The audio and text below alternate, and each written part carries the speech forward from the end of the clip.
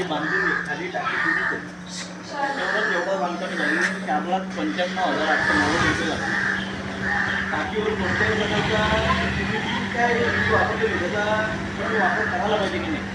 टाकीवर दिसायला पाहिजे ना, सगळ्यांना दाखवलं पाहिजे. जनतेचं काम आहे, जनतेच्या पैशांचं काम आहे ते. तुम्ही ते पण दाखवलेलं नाही.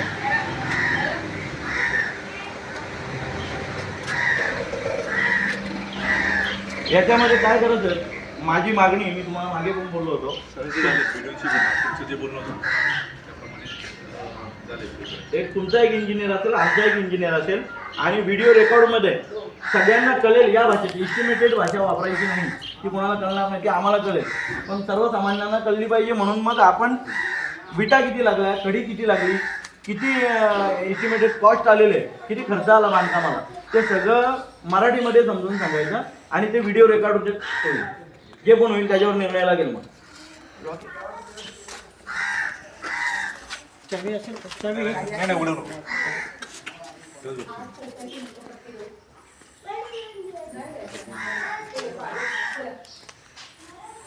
आज आपण बघाल तर एका घरकुलाला 15 बाय 18च्या घरकुलाला 1,25,000 रुपये. इथे 4-4 लाख रुपये झालं होतं 10 बाय 10च्या खोलीला. आणि आम्ही जर आमच्या वस्तीच्या विकासासाठी पैसे, आणि हा सगळा खोलीच्या कारकिर्दीतला म्हटलं कारकिर्दीमध्ये झालेला घोळ आहे. त्यांनी सगळे पैसे उडवले.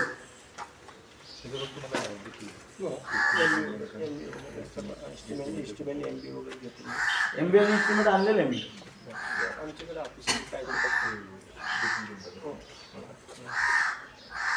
आणि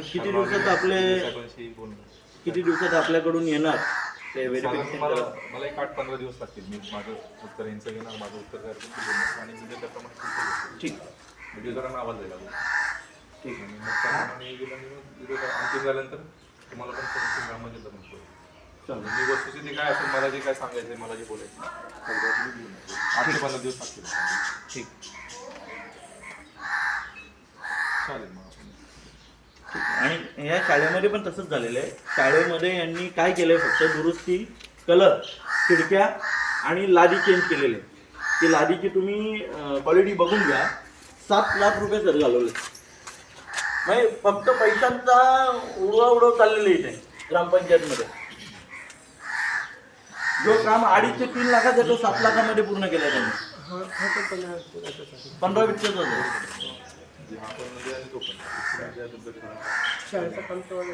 तेव्हाच तो नारकात गेले. थोडे गोष्ट मागे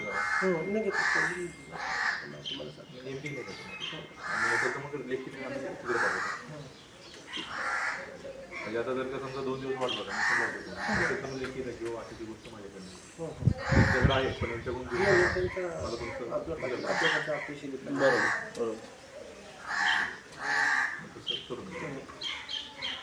चालेल बघू मग. आणि झालं की मग त्या गटाराच्या बाबतीत काय करायचं, कारण खूप वैतागलेले आहेत आम्ही. आता कसं होईल की दोन्ही गोष्टी DPR झाला त्यांनी काय काय सजेस्ट केलं आणि परत मग ग्रामपंचायत सर्वांचं आम्ही मागून काय करायचं पर्याय पण बघायला लागेल. म्हणजे तो उदाहरणार्थ समजा मी ठरवलं की गटार बनवायचे दुसरा भाग असेल की जो आता मी बघितला की जमिनीचा जागेचा विषय, तर तो सोडवण्यासाठी काहीतरी ग्रामपंचायत स्ट्रॅटेजी करायला लागेल. थोडं गावठाण पूर्ण असतं तर आज आपल्याला कोणाला दुसऱ्याची मालकी येणार आहे अजून ते थोडंसं दिसतं. पण काही गोष्टी गावकऱ्यांनी समजून घ्यायला पाहिजे, काही गोष्टी वस्तीने समजून घ्यायला पाहिजे. त्याचबरोबर जर का समजा शोषखड्डे होत असतील तर आपण दोन्ही मार्गाने गटार झालं पाहिजे 100%. शोषखड्ड्याने काही मार्ग सुटत असेल तर शोषखड्डे कॉमनली का होईना की 2 घरांच्या मध्ये जरी जागा असेल तर शोषखड्डे पण आणि दोन्ही गोष्टी होतात. रोजगारात तुम्ही बोललात की भायदास जाधव, तुम्हाला माहिती भायदास जाधव किती शिकलेले आहे. त्याच्याशी चर्चा केली होती की दादा तुझं पाणी जो बाहेर येतो तुझ्या घराला पण त्याचा त्रास आहे, म्हणजे त्याचा पूर्ण जोटा आहे ना सडलाय पाण्यामध्ये. त्याला मी काय बोललो की तुम्ही शिकलेले आहेत, तुम्ही माझ्या आधी या फील्डमध्ये आलेले आहेत, कशा प्रकारचं टाउन प्लॅनिंग असलं पाहिजे हे तुम्हाला माझ्यापेक्षा जास्त कळलं पाहिजे. बरोबर आहे. पाण्याचा रंग असायला हां, तुम्ही दोन्ही घराच्या मध्ये निलेश जाधव आणि त्याचं घर, तुम्ही दोन्ही घरांच्या मध्ये जर शोषखड्डा घेतला तर तुमचा पाण्याचा प्रश्न कायमचा निघून जाईल.